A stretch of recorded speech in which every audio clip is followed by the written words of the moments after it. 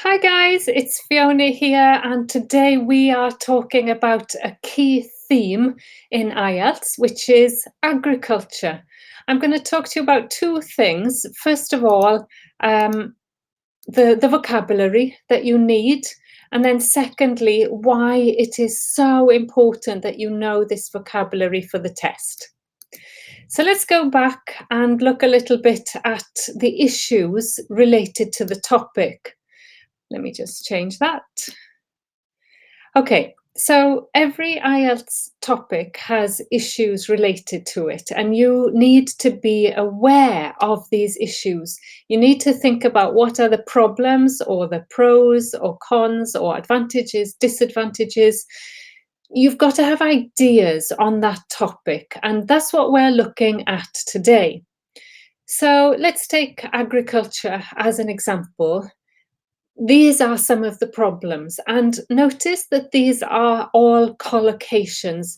What do I mean by that? I mean they are words which go together, and if you learn vocabulary as collocations, then that will really increase your range and variety. So you could talk about a growing population, too many people, too many mouths to feed. Climate change is a problem. Genetically modified food and the issues behind that, intensive farming, monocrops, so farming just one crop, which has an impact on the biodiversity, the use of pesticides and chemicals and herbicides, and of course the loss of habitat for animals.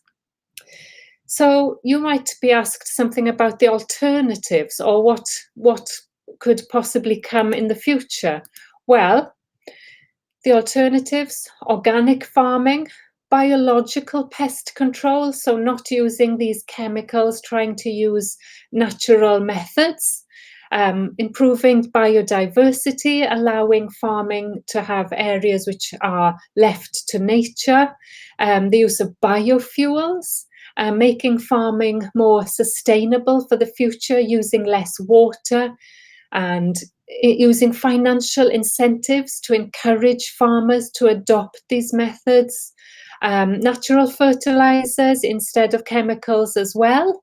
And this is all in order to boost the soil fertility, which we have lost from all the problems of intensive farming. Now, I'm not a farmer, and this is only what I've read, mostly from IELTS texts. So they are the words which come up again and again. So I'm going to show you now how that works. So in speaking, for example, you might need to describe a crop that is grown in your country. This is something you can prepare. So think about which crop is grown, and is it exported? Is it important for your economy? And then more general questions about the importance of agriculture to your country's economy. These here you can see are links. So all of these readings: crop growing, skyscrapers, coffee and chocolate, endless harvest, they all are on my website. So let me show you. So here we've got crop growing, skyscrapers, and there's activities there for you to practice. Most of them also have a podcast to go with it. So if you scroll down to the bottom, you can see there is usually a podcast. Here we go. Listen to the podcast explanations there. So this is all free for you. And if you want to go straight to the podcast, then I'll put all of these links below. Here we go. Endless harvest. So this is about marine. There we go. It started. Okay, so I'll close that. Great. So yeah, those are all related to agriculture, and the same goes for listening. And I've also got a lot, so talking about soil and CO2. So there's a listening practice for you here. You can listen and do all of those exercises, and they have all the explanations there for you. You can see how the words are all related to agriculture. So dry soil, hard soil, sugars, roots, gardens, grasses. These are all the answers in this part 4, listening. So it shows you really how important it is to learn this key vocabulary. And the same goes for all of these on you can listen and practice. So there we go, you can see on Spotify, so you can just sign up to those. And the true cost of food, which one's this? I can't quite remember. Let's have a look. Oh, this is a podcast as well. Yes, but it is also on my website. So there's at least 3 readings and listenings. Those are your action points for you. Other things you can do. So as we said, these are all on the website. You can make mind maps of all this vocabulary. So you can see my farming and agriculture mind map relates to all of these IELTS topics like organic farming, the use of water, conventional farming, pest control. That's all there. And you can, of course, put these into your own sentences. I've done this for you in the worksheet in the Members Academy for each topic, but that's something that you can do yourself. You can get all of these words in my Quizlet. Here we go.